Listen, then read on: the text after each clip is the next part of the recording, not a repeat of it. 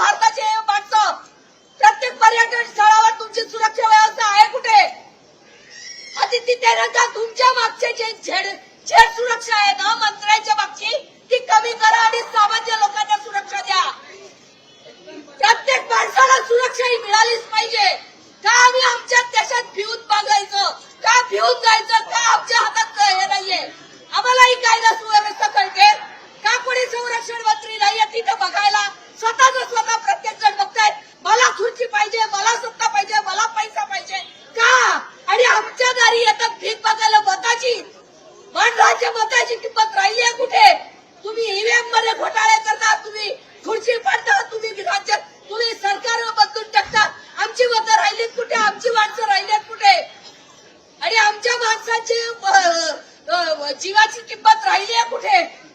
कसे काय तिथले लोक आहेत ते येऊ शकतात गणेश इथल्या पोलिसांच्या गणवेशात आणि तिथे हल्ला करू शकतात? आले कुठून त्यांच्याजवळ ते गणवेश सगळे? हे कुठून आलं त्यांच्याकडे सगळं? ह्याची आधी उत्तरं द्या. तिकडे सुरक्षा व्यवस्था क्या नव्हती ह्याची उत्तरं द्या. ते कोणाचा धर्म विचारून गेले हे उत्तर नाहीये त्याच्यावर. आणि दिशाभूल करू नका लोकांची. तुमची सुरक्षा यंत्रणा तिथे का नव्हती याचं उत्तर द्या सरकारने. आणि प्लीज असं दुःखद घटना असेल ना सामान्यांनी व्हिडिओ काढायचे बंद करा. आणि त्या कुटुंबावर काय अवस्था आली आणि तुम्हाला ते व्हिडिओ काढायचा सगळ्यांना कशाला काढायचंय? अरे तुम्ही तुमच्या ग्रुपवर पाठवायला काय आमच्या बाजूच्या सोसायटीवाले? अरे दुःख बाळगा की त्यांच्या घरातच काय वेळ आली आणि कोणामुळे? सरकारमुळे ही वेळ आली आहे. कुठे आहे सुरक्षित आपला देश? आणि कुठे आहे आपला महाराष्ट्र? कुठे नेऊन ठेवला? हा प्रत्येक वेळी सामान्य जनतेला वेठीस धरण्यात येतं. सगळेजण आपापली खुर्ची बघून आपापल्या केबिनमध्ये आहे ते सुरक्षित आहे. सामान्य माणूस केबिन भरटला जातो. सामान्य माणसाची सुरक्षा आहे कुठे? आहे कुठे सामान्य माणसाची सुरक्षा? फक्त आणि फक्त आपला महाराष्ट्र सरकार देश फोडण्यामध्ये आणि केंद्रीय सरकार देश फोडण्यामध्ये व्यस्त आहे. सुरक्षिततेचं काही नाहीये. आपला आपण सुरक्षितमध्ये झिरो आहे. सामान्य माणसाला अजिबात सुरक्षा नाहीये. अजिबात सुरक्षा नाहीये सामान्य माणसाला. मी सरकारच जिम्मेदार आहे. सुरक्षा व्यवस्था नाहीये कुठे? सामान्य माणसाला राहायचं सरकार हे सरकार फोडण्यामध्ये फक्त व्यस्त आहे.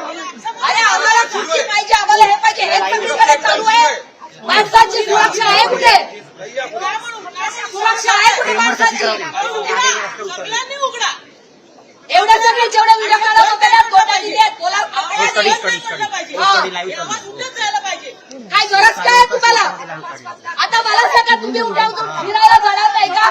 प्रत्येक पर्यटन स्थळावर आता असुरक्षा. प्रत्येक पर्यटन स्थळावर त्यांनी आता हाय अलर्ट केला. आधी का नाही केलं? का नाही केलं आधी? जर तिथले त्यांनी तो काश्मीरचा कलम रद्द केला त्यानंतर ह्यांनी धमकी दिली होती तर तिथे सुरक्षा का नाही तैनात करण्यात आली? अरे घटना घडून गेल्यानंतर तुम्ही करता त्या घटना घडणार नाही यासाठी पावलं उचला. घटना घडणार नाही यासाठी पावलं उचला. 1 ते 7 तारखेपर्यंत इंटेलिजन्स रिपोर्ट होता की ते करत होते तिकडे त्या हॉटेल्समध्ये फिरत होते. मग तुमचं इंटेलिजन्स काय कामाचं? गव्हर्नमेंटला धमकी दिली होती. गव्हर्नमेंट काय ऍक्शन घेतली नाही गव्हर्नमेंटनी. आधी फेल आहे त्यांची.